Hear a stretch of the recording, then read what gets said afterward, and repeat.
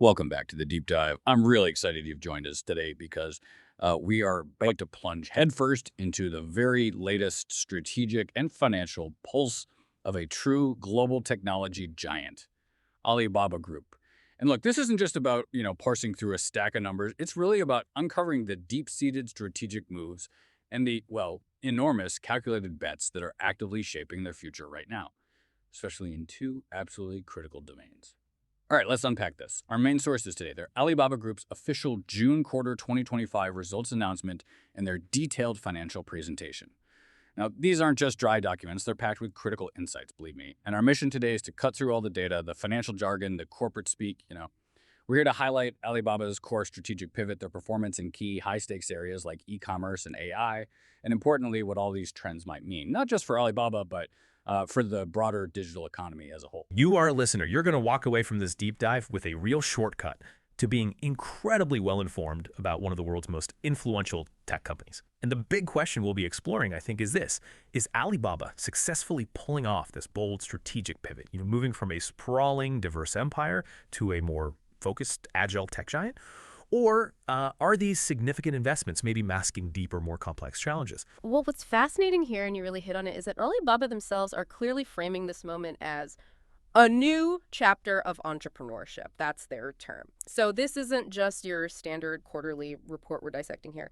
It truly feels like a blueprint for their next phase of growth, of evolution. And this blueprint, it's centered very deliberately around two massive strategic pillars: consumption specifically, reigniting and optimizing it, and critically, the burgeoning world of AI coupled with their cloud intelligence group. This specific framing, this emphasis on these two kind of intertwined areas, it's absolutely crucial for us to fully understand the numbers and, the directional shifts we'll be talking about. It tells us exactly where their focus is going, where their innovative energy is going, and frankly, where their significant capital is going, and ultimately whether those strategic bets are starting to pay off. That's a perfect way to set the stage for this kind of deep dive. It really frames the whole conversation. So let's kick off by examining these foundational strategic shifts then, because as you said, Alibaba CEO Eddie Wu and CFO Toby Xu, they're explicitly talking about this strategic focus on consumption and AI plus cloud, and generating substantial synergies between these two core areas. The big question for us, and really for anyone watching Alibaba, is what does this actually look like in practice? For a company as vast and complex as Alibaba, how do they translate that high-level strategy into tangible organizational and financial adjustments? Well, one of the immediate things, and it's quite telling, I think, is this practical implication we see this quarter: a completely new, simplified segment reporting structure. They've really streamlined how they present their results, moving from what was honestly a more fragmented view to a more consolidated one. So now we have four main segments. First, the Alibaba China e-commerce group, or ACE, that's their powerhouse domestic e-commerce engine. Second, the Alibaba International Digital Commerce Group, which they call ADC. That oversees all their global retail and wholesale ventures. Third, the Cloud Intelligence Group, which is their, powerhouse for cloud computing and AI services. And finally, there's an All Others segment. This All Others category is a consolidated segment now. It includes businesses like Shippo, their innovative grocery chain, K&L, their logistics arm. Right. Cadino used to be more prominent on its own. Exactly. And now it's grouped with Alibaba Health, Hujing DME, AMAP, their mapping service intelligent information platform, Linksy Games, and DingTalk, their enterprise platform, among others. It's still a pretty comprehensive group, but it's strategically bundled. Now, just to clarify for you, the listener, the previous structure, it was adjusted quite significantly to get to this new model. They combined Taobao and Pmall, which were, reported somewhat separately before, with Lo.me and Fliggy, their local services and travel platforms. They brought them all under this new ACE umbrella. And at the same time, other key businesses like Kanyao, AMAP, and Hujing DME were reclassified, moved into that broader All Others category. The stated reasons for these changes are, multifaceted. They say it's to enhance the user experience by bringing related services together, which makes sense. And just as importantly, to simplify their financial reporting, make it clear where the core investments and returns are actually coming from. This is a massive internal reorganization, no doubt about it. And it certainly reflects a clear strategic pivot towards focus. Yeah, and if we connect this to the bigger picture, like you were saying, this isn't just an internal reorg. It's not just reshuffling departments on paper for accounting. It really signals a much more focused, streamlined, and frankly, a more aggressive approach to managing their incredibly diverse empire. By consolidating like this, they're clearly doubling down on the areas they see as high growth and high impact. It's a strategic clarification, where their core value lies and where future investments are going to be concentrated. This kind of restructuring tells us Alibaba is actively maybe shedding less strategic assets and rigorously prioritizing its most promising ventures, aligning their organizational structure directly with those stated strategic pillars: consumption and AI plus cloud. So, looking at the overall revenue performance for the quarter, the total reported revenue was RMB 247,652 million. That translates to roughly US $34,571 million. Now, this represents a 2% year-over-year increase, which, on its own might seem rather modest, but here's a crucial detail, and this absolutely demands emphasis. It's a perfect example of why we need to go beyond the headlines. When you exclude the revenue from businesses that Alibaba has strategically disposed of over the past year, specifically Sun Art, their hypermarket chain, and in time, the department store business, the revenue on a like-for-like basis, well, it would have actually grown by a far more robust 10% year over year. 10%. That's a huge difference from 2%. Exactly. It's a critical distinction because it tells us that their underlying continuing core businesses are performing much better than that headline 2% growth initially suggests. It strips away the noise, the noise of divestitures, which can sometimes mask genuine operational momentum. It shows the true health and growth of their ongoing enterprises. To use maybe an analogy for that like-for-like revenue growth, think about looking at your personal budget. Let's say you decide to cut out a few subscriptions you weren't really using, like an expensive gym you never went to, or a streaming service you stopped watching. Your total spending might go down, right? Which could look like you're earning less or tightening your belt. But the money you're spending on your core needs groceries, rent, maybe a new, more efficient car. That spending might actually be healthier or even increasing, reflecting improved financial habits. Right. The underlying trend is different from the total number. Precisely. The total number initially suggests one thing, but the underlying performance of what truly matters to your daily life is quite different. Alibaba is showing that their core continuing businesses are quite healthy, growing robustly despite the overall revenue number being impacted by these deliberate divestitures. They're getting leaner to grow stronger, essentially. Now, moving to income from operations, we saw a decrease there, 3% year over year. It settled at RMB 34,988 million, or about US $4,884 million. But it's important to note this decrease wasn't entirely straightforward. It was partly offset by several internal accounting adjustments. Things like decreased amortization of intangible assets, that's, spreading the cost of things like patents or brands over time, a reduction in non-cash share-based compensation expense, the cost of stock options for employees, and a one-time provision that was recorded in the same quarter last year. So there are some moving parts influencing that reported figure. It suggests that while the headline number is down, some underlying operational efficiencies might actually be improving. Okay, so income from operations down slightly, but with some caveats. Now, net income. This is where you said it gets a bit more complex, right? The GAAP versus non-GAAP thing. Exactly. And this really highlights why this deep dive is essential, because you have to differentiate between GAAP and non-GAAP figures here. On the surface, the net income attributable to ordinary shareholders, it actually surged by a remarkable 78% year over year, reaching RMB 43,116 million. Or US $6,019 million. Wow, 78%. That looks fantastic on paper. It does. It looks absolutely fantastic. But here's the critical distinction. That impressive 78% surge in GAAP net income, the official mandated accounting profit, it's largely a financial restructuring narrative. It's not primarily an operational triumph from their day-to-day business. It's bolstered by mark-to-market changes, basically the fluctuating paper value of their equity investments, shares they hold in other companies. That value can swing dramatically with market sentiment. And also a one-off gain from selling off a portion of the local consumer service business of Trendyol, their Turkish e-commerce subsidiary. Oh, okay. So paper gains and asset sales, not core operations driving that big number. Precisely. It's like, a homeowner whose property value just soared, making them richer on paper. Or someone who sold an old car for a nice profit. It's great for their overall wealth, sure, but their regular salary hasn't budged. For Alibaba, it means while their balance sheet looks robust from these accounting adjustments and asset monetization, it doesn't directly reflect the operational performance of selling more products or cloud services this quarter. In contrast, when we shift our focus to the non-GAAP net income, This adjusts for these kinds of non-recurring, non-operational items. It gives a clearer picture of their core business profitability and that figure.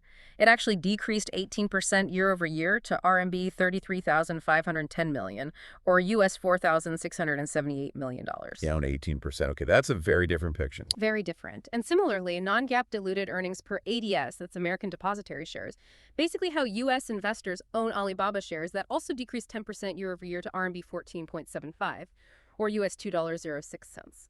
This metric is really closely watched by investors because it directly signals the company's operational profitability on a per-share basis. A decline here indicates that core earnings power faced headwinds, despite that flashy headline GAAP number. These non-GAAP figures, they offer a more grounded and frankly a less rosy perspective on their core business performance right now, signaling that the investments they are making are indeed impacting current operational profitability. That's an excellent breakdown, really highlights the GAAP versus non-GAAP difference. And it just underscores our central question, doesn't it? Are these strategic shifts creating immediate operational strains, even if they're building for the future? Okay, now let's zoom in on the domestic e-commerce engine, the Alibaba China E-commerce Group, ACG. An absolute powerhouse. It's clear, I think, that Alibaba's domestic e-commerce strategy isn't just about the traditional Taobao or Tmall platforms anymore, not by a long shot. We're seeing really aggressive, highly visible moves in what they call quick commerce, and a visibly revamped strategy to capture more of that consumer mind share. Looking at ACG's performance highlights for the quarter, total revenue came in at a substantial RM at $140,072 million, about US $19,553 million. And that's up a solid 10% year over year. So revenue growth looks healthy.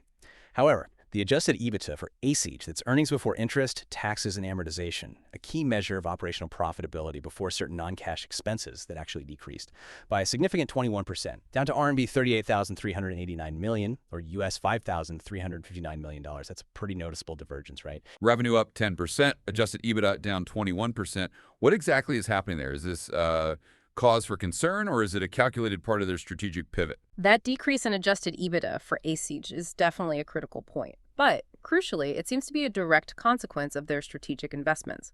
Understanding that is key to the overall picture. One of the biggest and most impactful investments here is in what they call Taobao Instant Commerce.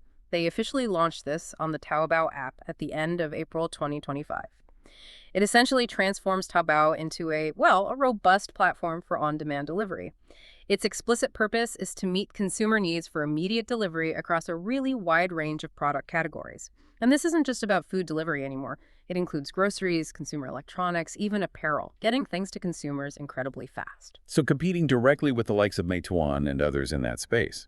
Absolutely. This is a direct play to compete in that fiercely competitive quick commerce space in China, where speed and convenience are just paramount. This is a significant, aggressive move, and their focus has been squarely on building consumer mindshare and business scale. And the impact, at least initially in terms of user acquisition, has been quite impressive. This initiative contributed to a remarkable 25% year-over-year increase in monthly active consumers on the Taobao app, just in the first 3 weeks of August. Wow, 25% growth in monthly actives on Taobao. It's huge! It's a massive user growth number for a platform of Taobao's scale, yeah. It indicates a strong initial uptake for their quick commerce offerings. To achieve this, they've not only expanded their product offerings, but also significantly increased their front warehouse coverage for non-food categories.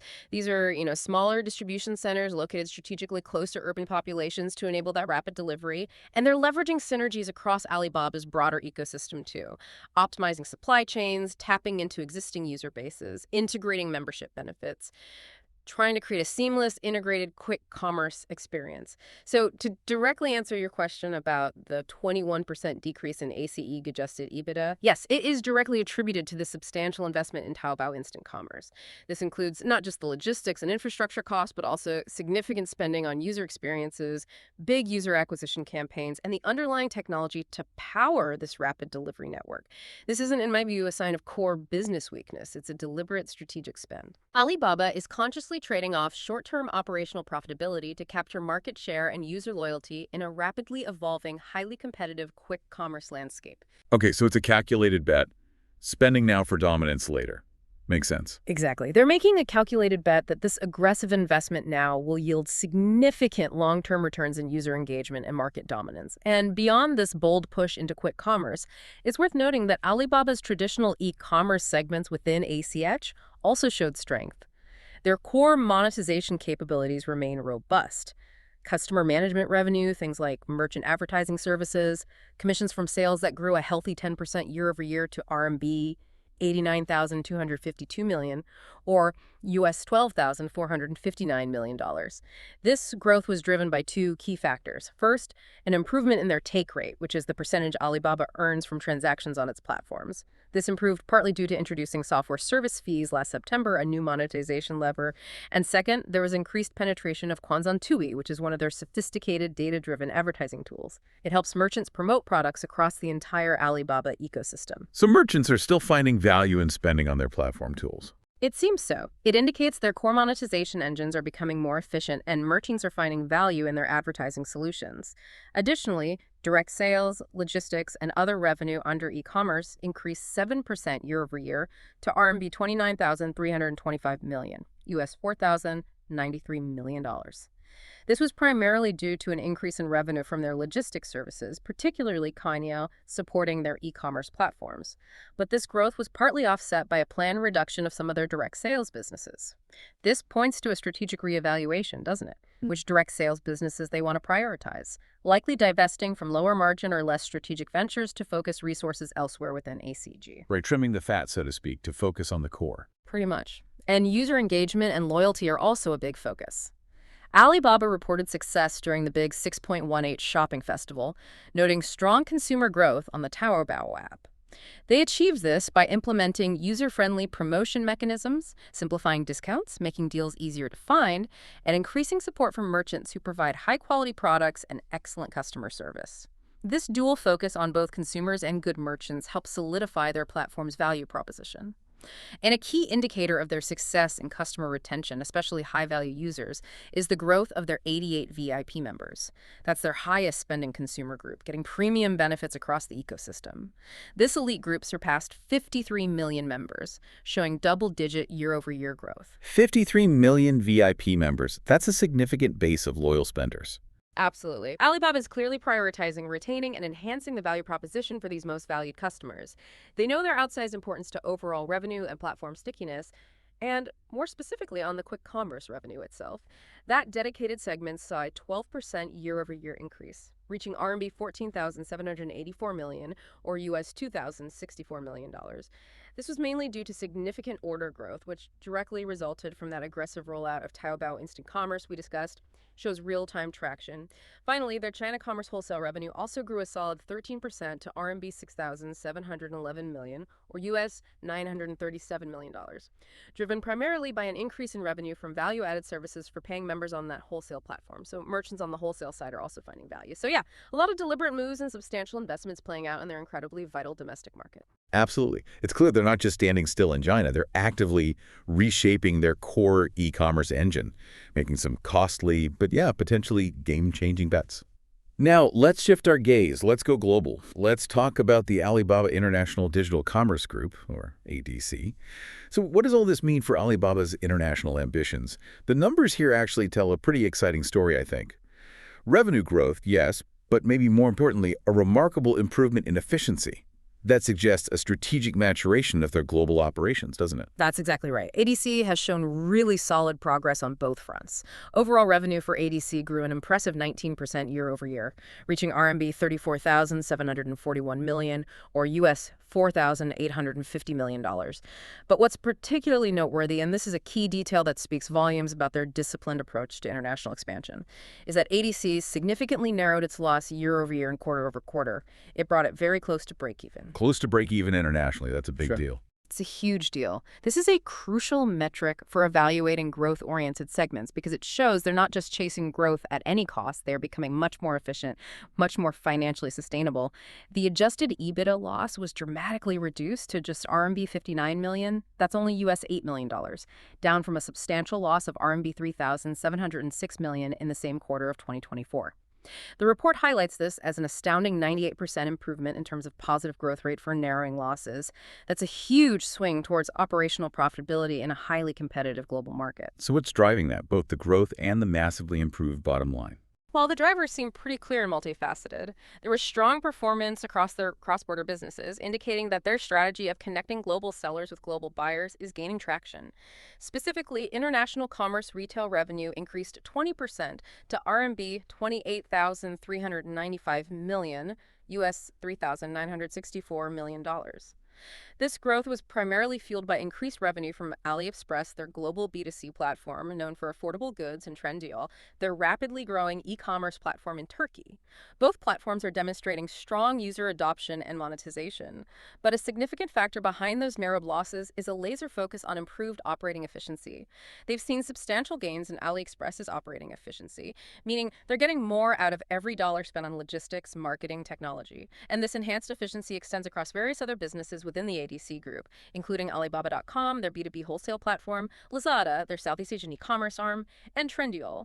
This points to a really disciplined, data-driven approach to managing costs while simultaneously pursuing aggressive growth. Furthermore, the unit economics of AliExpress's choice business, that's their optimized cross-border service, continued to improve meaningfully. Unit economics. Yeah. So making more money to order. Essentially, yes. Unit economics refers to the revenues and costs associated with a company's basic business unit, like a single order or transaction. This improvement was primarily due to logistics optimization, making shipping faster and cheaper, and enhancements in investment efficiency, meaning their marketing and operational spend is yielding better returns. Trendyol's international business also showed improving unit economics quarter over quarter. So it's a positive trend across the board. And how are they approaching these different international markets? Is it one strategy fits all? No, definitely not. Their strategic approach internationally involves a really nuanced and localized strategy. They are diversifying and enriching product offerings by engaging local merchants and partners through different business models tailored for different markets. They recognize that a one-size-fits-all approach just doesn't work globally. This allows them to better serve local consumer preferences and tap into local supply chains more effectively. Their international wholesale platform, Alibaba.com, also saw broader adoption by merchants of its AI-powered tools for marketing, procurement, product listing. Bringing AI into the international wholesale side, too. Exactly. These tools leverage artificial intelligence to help merchants optimize their product visibility, identify demand trends, streamline their sourcing processes, thereby providing multiple new monetization avenues for the platform through these value-added services. Alibaba clearly believes that their diverse businesses, their comprehensive offerings across retail and wholesale, and their technological strengths, particularly their AI capabilities, provide them with significant competitive advantages in the long run, especially within the context of a rapidly evolving and increasingly fragmented global e-commerce landscape. This integrated strategy, driven by AI and localized approaches, seems central to their international vision, and it helps explain the simultaneous growth and efficiency gains we're seeing. That's a fantastic overview of their international expansion. It really highlights how that sharp focus on efficiency, powered by localized strategies and AI, is underpinning that growth.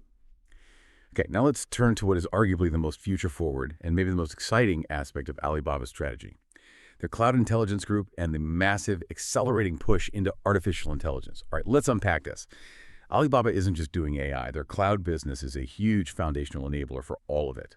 And it's showing truly impressive, consistent growth, signaling their critical role in the broader AI ecosystem. Absolutely. The Cloud Intelligence Group's performance is a major highlight. It demonstrates significant and accelerating momentum in both foundational cloud services and their advanced AI offerings.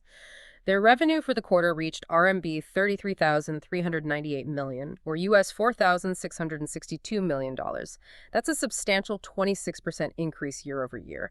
And what's even more impressive, I think, is that overall revenue, excluding Alibaba consolidated subsidiaries, meaning their organic third-party customer base, also accelerated to a robust 26%. This momentum is primarily driven by strong public cloud revenue growth, with the increasing adoption of AI-related products playing a very significant and growing role. And here's a key detail that truly stands out. It indicates a powerful, sustained market trend. AI-related product revenue maintained triple-digit year-over-year growth for the 8th consecutive quarter. 8th consecutive quarter and triple-digit AI growth. That's incredible. It's an incredibly consistent and impressive growth streak for any part of a company, let alone one of Alibaba's scale. It signals robust, unwavering, sustained demand for AI capabilities and services, firmly positioning Alibaba Cloud at the forefront of this technological shift. This isn't just a flash in the pan, It's a deep foundational wave.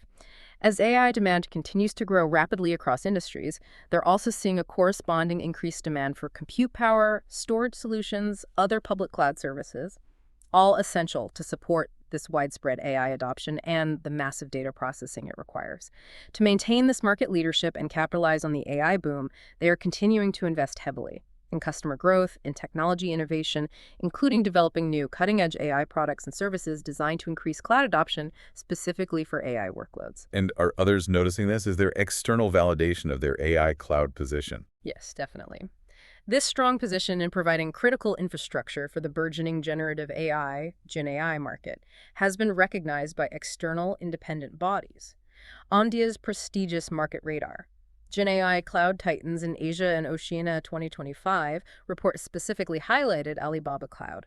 The report pointed to their comprehensive offerings, things like full-stack Gen AI solutions, meaning they offer everything from foundational models and compute power right up to the application layer, a comprehensive and developer-friendly AI platform offering, making it easier for businesses to build and deploy AI, and significant open-source initiatives contributing to the broader AI community. The report explicitly emphasized that through platforms like Model Studio and Platform for AI, PAI, Alibaba Cloud provides enterprises with a user-friendly environment, tailor-made for building, training, and deploying their own generative AI applications, essentially democratizing access to powerful AI tools. So they're not just selling shovels in the gold rush, they're providing the whole mining operation kit, basically. That's a good way to put it. They're not just selling basic cloud infrastructure, but also advanced accessible tools that empower other businesses to leverage AI effectively. And the relevance of this to you, the listener, it extends far beyond just Alibaba's performance, right? The consistent triple-digit growth in AI-related product revenue from a major cloud provider like Alibaba. It's a powerful barometer for the broader enterprise adoption of AI. It signifies a significant and accelerating industry-wide shift towards AI-driven solutions, affecting everything from how businesses operate customer service, optimize logistics, to how consumers interact with technology daily. It's a clear signal that AI is not just hype. It's rapidly integrating itself into core business infrastructure, becoming an indispensable part of digital transformation strategies globally. This makes Alibaba Cloud a critical indicator for the future trajectory of the entire tech industry. That consistent triple-digit growth in AI-related revenue. Yeah, for a company of Alibaba's scale, it truly puts them right at the center of this next technological wave. It shows a profound shift in where value is being created. Okay, let's briefly touch on the all other segment now, that kind of catch-all for a variety of their ventures, and then let's dive into some of the important overall financial health indicators, particularly cash flow. So what does this all mean for the other parts of Alibaba's vast ecosystem, and crucially for its shareholders, especially concerning these strategic investments they're making? Right, this all other segment, it provides a bit of a mixed picture, largely due to those strategic adjustments and ongoing investments we've talked about. The revenue from all others decreased 28% year over year to RMB 58,599 million, or US $8,180 million. This significant decrease was primarily due to the revenue decline from disposing of SunArt and InTime, the hypermarket and department store businesses, which were less aligned with their core strategy, as well as a decrease in revenue from Caio, likely due to its reclassification or perhaps changes in intercompany billing.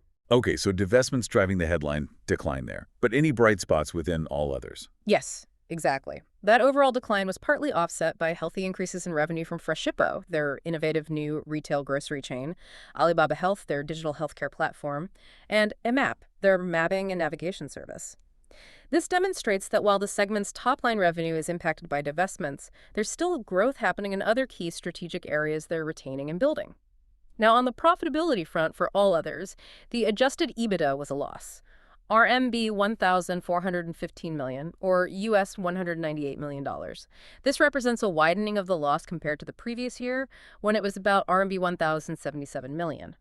This widening loss is primarily attributed to increased investment in technology businesses within this segment, likely experimental or future-oriented ventures that aren't yet profitable but hold long-term strategic value. So still investing in the next big thing potentially within that segment. Seems like it. It suggests a continued willingness to invest in innovation and new growth engines, even if they're not immediately adding to earnings, though it was partly offset by improved operating results in more mature businesses like Freshippo, Emap, Hujing DME, and Alibaba Health. Let's take a deeper look at operating expenses overall because they tell a lot about where the company is spending its money and their strategic priorities. The cost of revenue as a percentage of overall revenue actually decreased, down to 55.1% from 60.1% last year, and this improvement held true even without considering the effect of share-based compensation expenses. This reduction was primarily due to, again, the disposal of SunArt and In-Time businesses, which typically had lower margins. Also, a decrease in the scale of other lower-margin direct sales businesses, and just overall improvements in monetization and operating efficiency across their platforms. So a focus on higher margin activities and efficiency gains showing up there. It suggests exactly that. A clear strategic focus on higher margin activities and a more efficient operational model. Conversely, sales and marketing expenses, they increased quite significantly, rising to 21.5% of revenue from 13.4% in the previous year. Wow, that's a big jump in S&M spend. It is. And this substantial increase directly reflects that heavy investment in Taobao instant commerce, as well as expenditures related to enhancing user experiences and aggressive user acquisition within the Alibaba China e-commerce group. This just reinforces the narrative we've been building. Alibaba is spending aggressively, particularly in its core domestic market, to capture market share and establish dominance in that burgeoning quick commerce sector. It's a deliberate investment to secure future growth.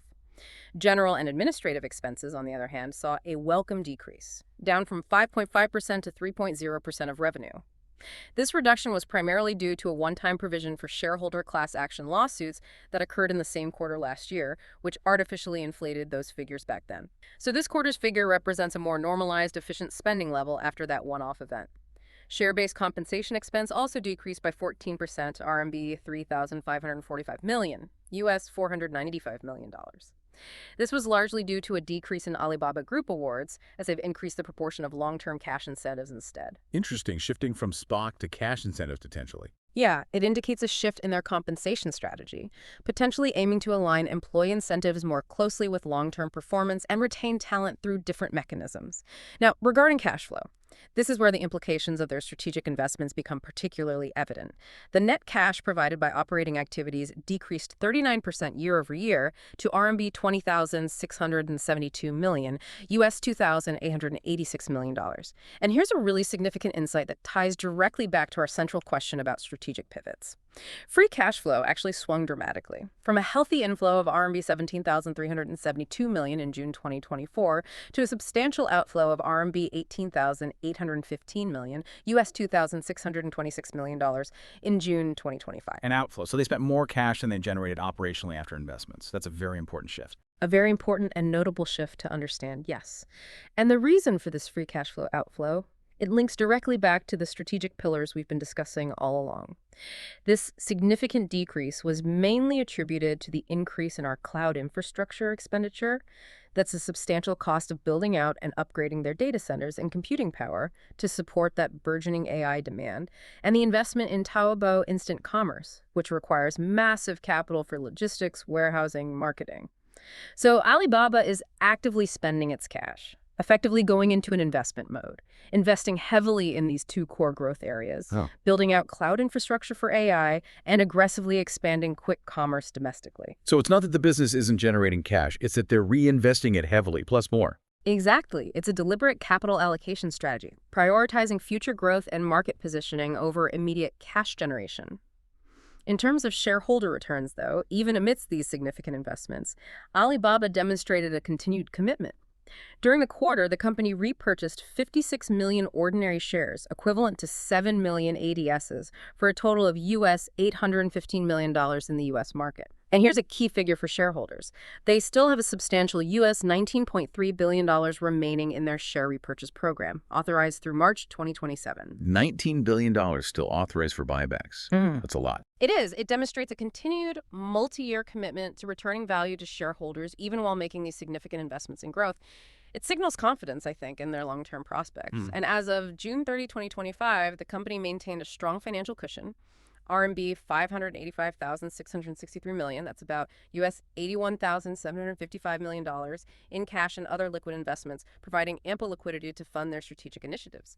Finally, just quickly on workforce, they reported 123,711 employees as of June 30, 2025, a slight decrease from 124,320 at the end of March 2025, indicating perhaps a lean, potentially more efficient approach amidst these strategic shifts and focus on core areas. Wow, that's an incredibly detailed look under the hood. Really pulls back the curtain on how a tech giant like Alibaba manages such a profound transformation.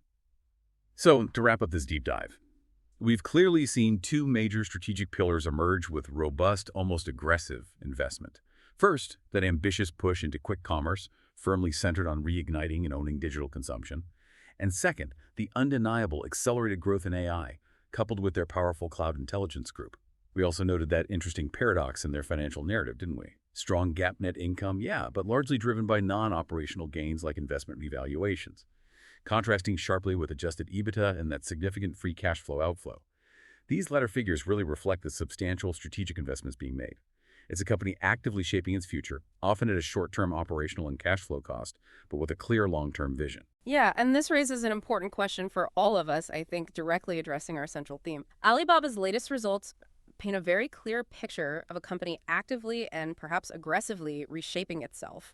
They are making a calculated trade-off, consciously sacrificing some short-term operational profitability and free cash flow today for long-term strategic positioning in what they clearly see as high-growth foundational areas like instant commerce and AI infrastructure.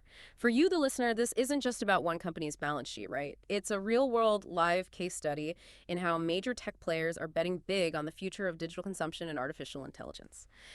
How do these bold strategic investments today, how do they echo the foundational bets made by tech giants decades ago? The early, costly forays into e-commerce infrastructure or mobile computing that define today's leaders. And what might that imply for the competitive landscape of tomorrow? Will these investments pay off in the long run and reshape the global digital economy? Or will the short-term sacrifices prove too heavy? It's the multi-billion-dollar question, isn't it? Absolutely. It's a powerful and truly thought-provoking question to ponder as we watch Alibaba's evolution unfold. Thank you, our incredible listener, for joining us on this deep dive. We hope this has given you a clearer, more informed perspective on Alibaba's strategic direction and the exciting, complex world of big tech's future bets.